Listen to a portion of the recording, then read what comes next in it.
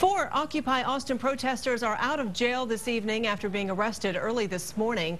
They refused to leave the plaza at City Hall while city crews came in to try to clean it up. It was exactly a week ago when the protesters started their occupation down there, but have they really accomplished anything?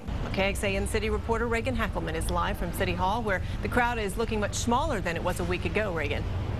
Well, Leslie, that's right. This time last week when this occupation started, there were more than 1,000 people here on the plaza at Austin City Hall. And as you can tell, that number has dwindled by quite a bit. But even so, many believe they are still having an impact out here.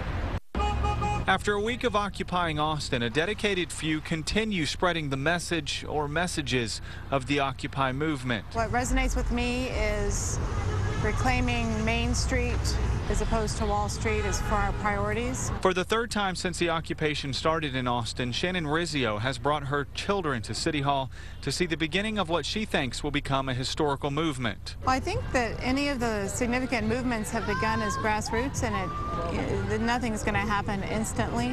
So if there is staying power, then I think definitely could send a message to politicians that they'll get voted out of office if they're not representing the people. This is very experimental in a way that, we don't see that often in the United States, frankly. Jim Henson is a government professor at UT and the director of the Texas Politics Project. He says it is simply too early to tell if the Occupy movement will actually have a visible influence on the political process. Clearly, they've made an impact on the political discourse. It hasn't been a major one at this point.